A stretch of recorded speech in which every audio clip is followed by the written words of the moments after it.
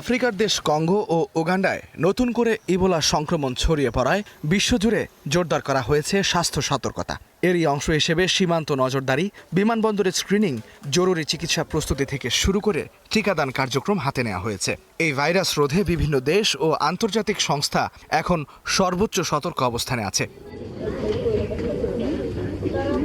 Congo ও উগান্ডার পরিস্থিতিতে বিশ্ব স্বাস্থ্য সংস্থা WHO ইতোমধ্যেই ঘোষণা করেছে আন্তর্জাতিক জনস্বাস্থ্য জরুরি অবস্থা।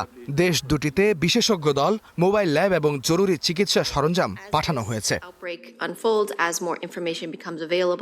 কঙ্গো ও উগান্ডায় ইবোলা ছড়িয়ে পড়ায় বড় ঝুঁকিতে রয়েছে পার্শ্ববর্তী দেশ ও অঞ্চলগুলো। সবচেয়ে বেশি ঝুঁকিতে রুয়ান্ডা, দক্ষিণ সুদান, কেনিয়া ও বুরুন্ডি।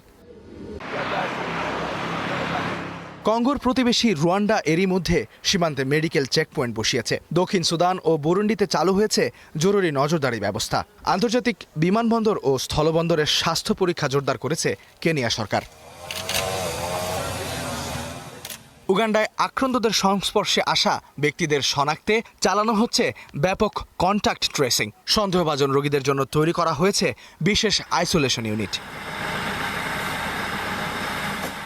আফ্রিকার বাইরেও সতর্কতা বাড়িয়েছে বিভিন্ন দেশ।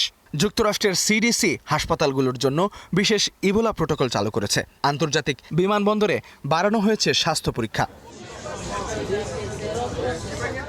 যুক্তরাষ্ট্রের NHS প্রস্তুত রেখেছে বিশেষ আইসোলেশন সেন্টার। জার্মানিতে বাড়ানো হয়েছে উচ্চ নিরাপত্তা সম্পন্ন সংক্রামক রোগ ইউনিটের সক্ষমতা। চীন ও ভারতেও আন্তর্জাতিক প্রবেশপথে স্বাস্থ্য পরীক্ষা জোরদার করা হয়েছে। বাংলাদেশেও বিমানবন্দর ও স্থলবন্দরে স্বাস্থ্য সতর্কতা জারি করেছে স্বাস্থ্য অধিদপ্তর।